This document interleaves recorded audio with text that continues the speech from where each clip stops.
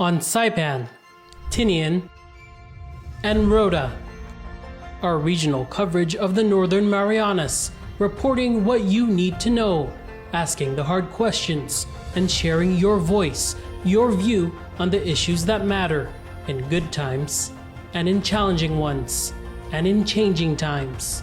KUAM CNMI, keeping our community at the center because we are better together.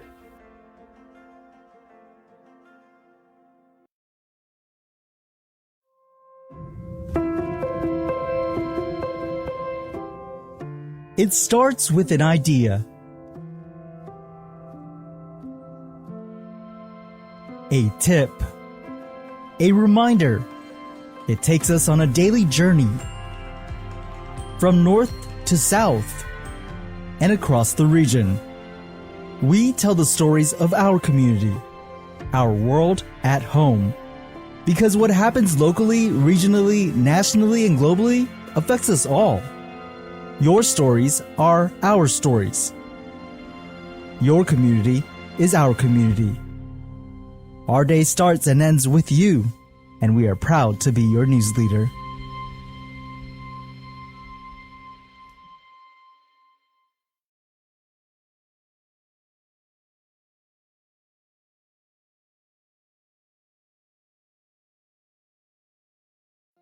On Saipan, Tinian, and Rota, our regional coverage of the Northern Marianas, reporting what you need to know, asking the hard questions, and sharing your voice, your view on the issues that matter in good times, and in challenging ones, and in changing times. KUAM CNMI, keeping our community at the center because we are better together.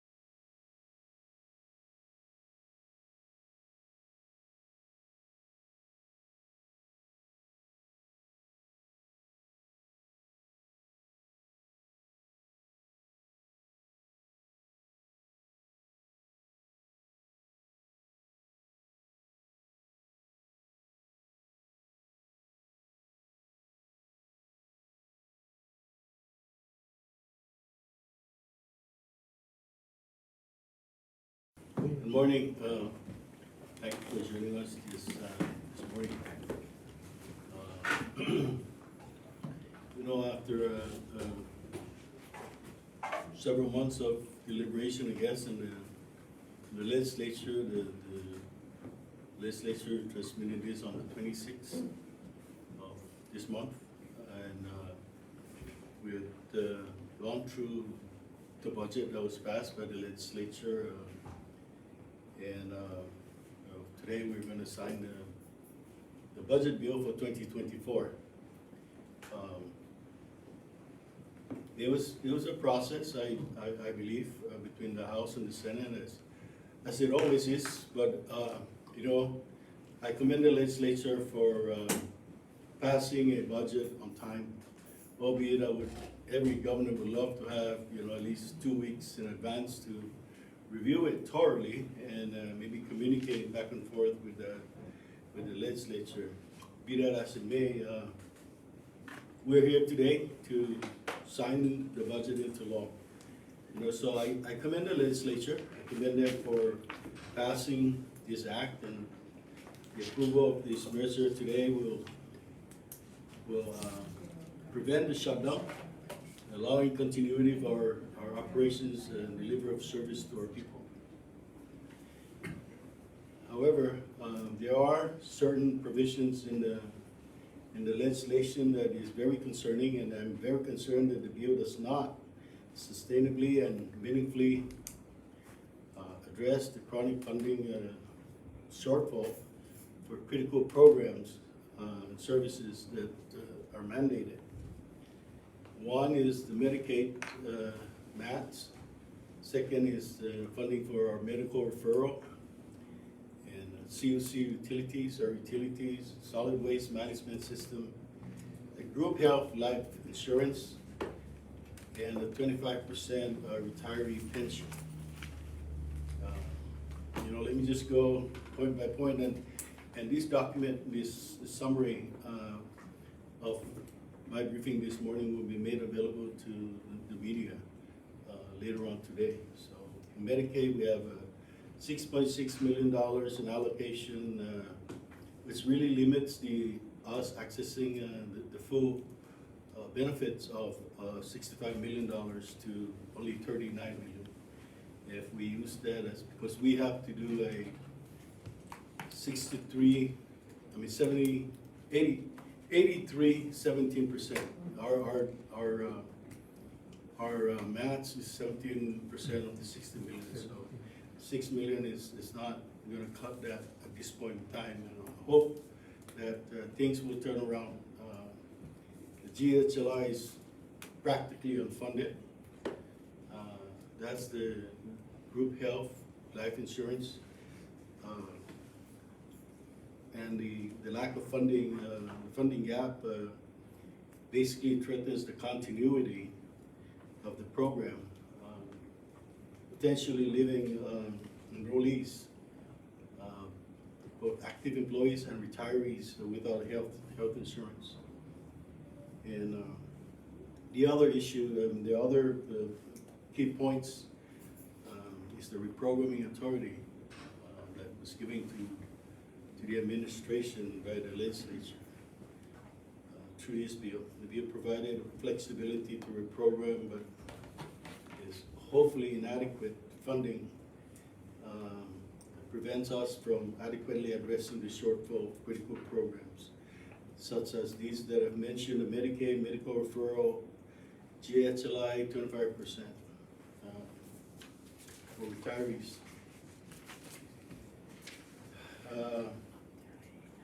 Directive will also be issued in the coming days because in that legislation, if you recall, they put a 10, instead of 8 hours, they put a 10-hour per pay period austerity. Okay, so that's going to impact our employees. There are issues with the utilities, payment for utilities. There will be issues with how they language some of the provisions on the senatorial districts and the other programs. So,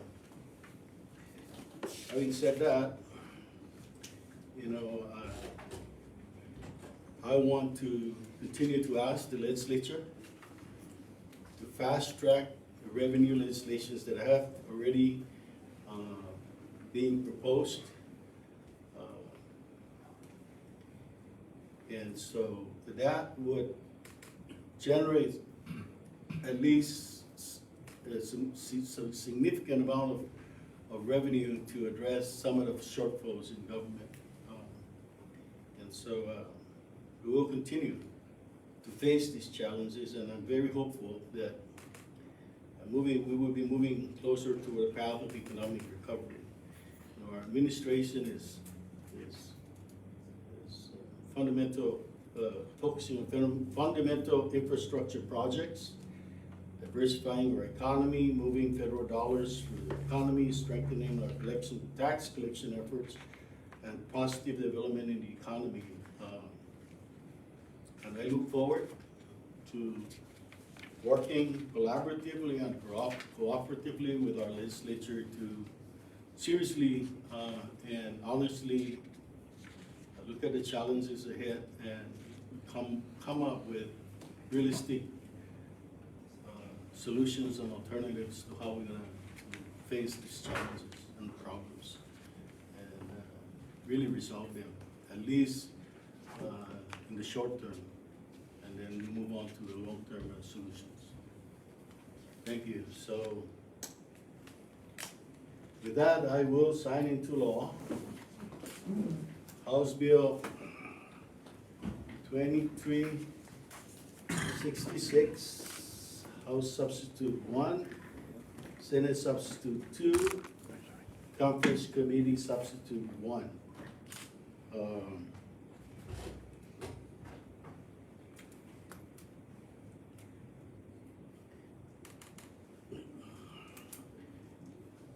What is the number for this? 2309.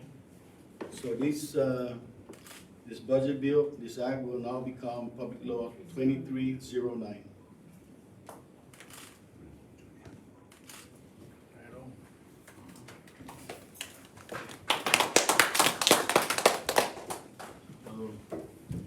Any questions, gentlemen? So, Lieutenant Governor, you wanna make comments at the end? Let me give the, Well, thank you for joining us this morning. You know, it's been a long process going over this budget, and a lot of people involved in digesting what the legislature passed, and finally came to a term as to what we're gonna do, finalize the bill. And as the governor said, there's a lot of concerns that we have in regard to the bill. Hopefully, you know, the legislature will look at it and address the concerns that we have, especially those that the revenue generating bill that they talk about to support this budget. So those are the things that we're looking for from the legislature. I know that we sat down with several of the members of the House.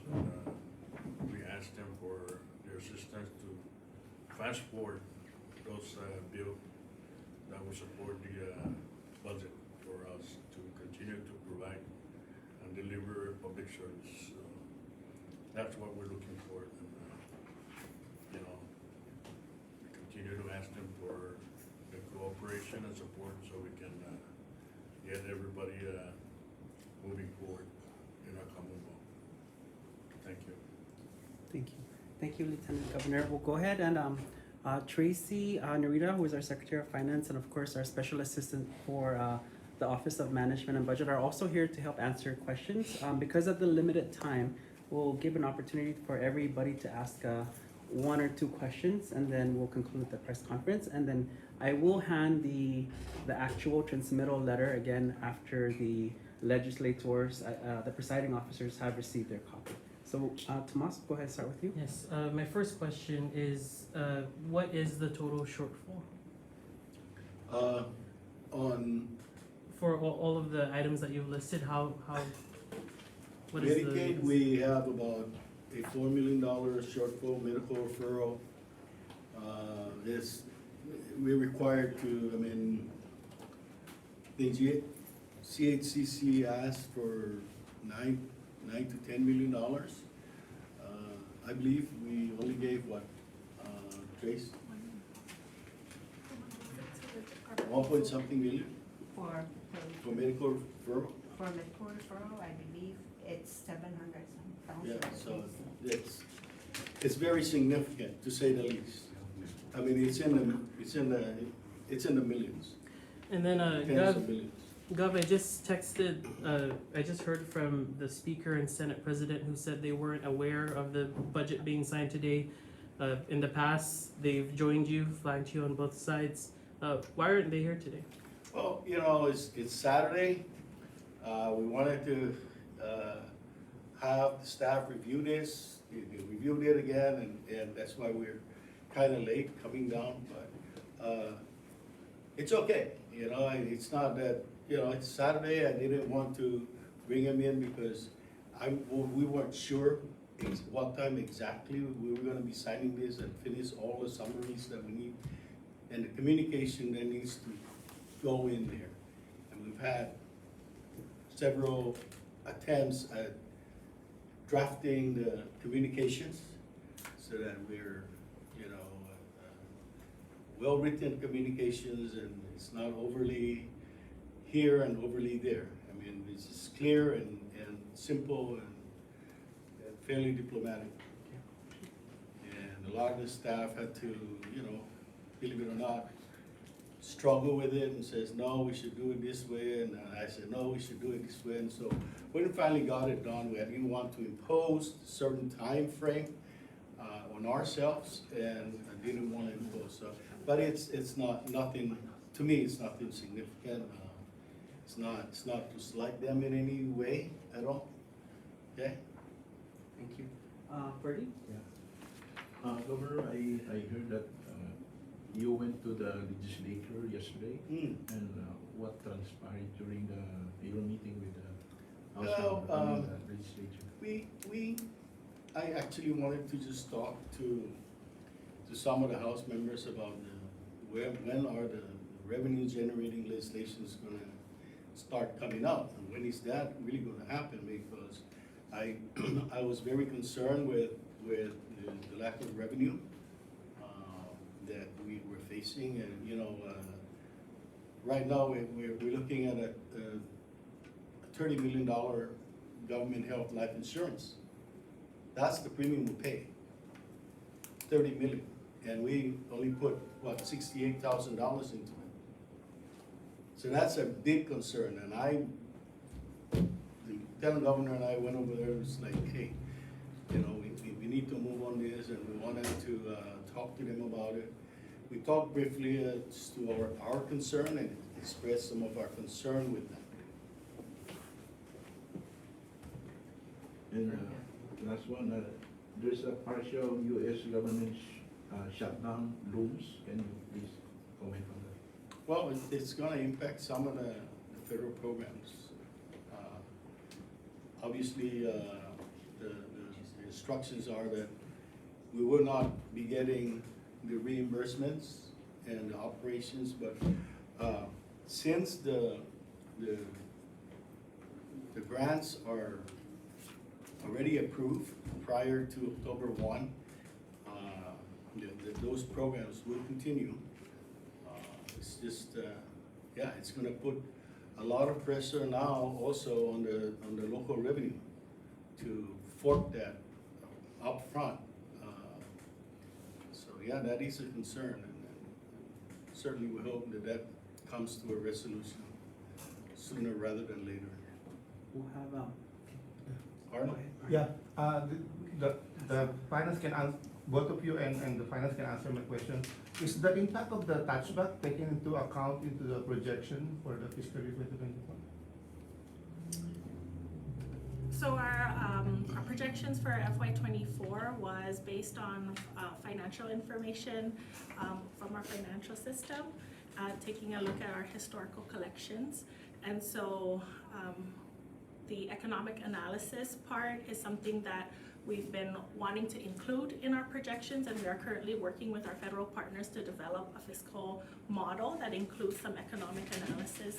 So as far as anticipating the impacts of the touchback, we have shared with our legislators the importance of passing additional revenue generating bills to anticipate the impact of that. Tomas will ask the last question. Yes, my question is for Secretary Narita and possibly the Governor. We received a copy of all CNMI Central Government Agencies memo of a blackout from October 1st to the 9th. So really, all FY24 activities, as it says, financial activities, will start on the 10th. Can you explain the purpose of the blackout and how it's going to impact the fiscal year? I believe this is the first time publicly we'll hear from you on it. So we sent out that memo for the blackout period, and it's really to allow the Department of Finance to conduct our year-end closing procedures. And so what that means really is that the system will lock on October 1st for any FY24 activities. This will allow us to close our open prior years. This is a normal part of the accounting process. It's not unique to the CNMI. We also have some federal agencies that do the same thing. They have a blackout period where we're not even able to have any federal drawdowns. So I just want to mention that this is not a unique thing that we've done. It's part of the accounting process, and I'm glad that we're given the opportunity to catch up and actually stay on time with closing our books. But what this also means, and that I wanted to highlight, is that payroll will not be affected. And I know that's the concern of a lot of employees, is whether they will be paid during this period, and the answer is yes. And then also in regards to our revenue collection, the collection points, our cashiers will remain operational. So that is something that we made sure will continue. And then our staff is, we're working really hard to ensure that we meet all the procedures within this timeline so that we can continue to allocate for FY24. Go ahead. And just one more question about how you're going to distribute the 10 hours. Has the administration made a decision on that? We will be sending out a directive on that particular issue. There are certainly several options. So, we're gonna keep the 8 hours austerity Monday. We're gonna keep that, that's there. But we will probably be adjusting the hours when people can report into work so that there will be no days off, 8-hour days off, so that, we continue to cover the same days. The government will basically be open 5 days a week, except for the austerity holiday. So we will be sending out a directive on that. Thank you.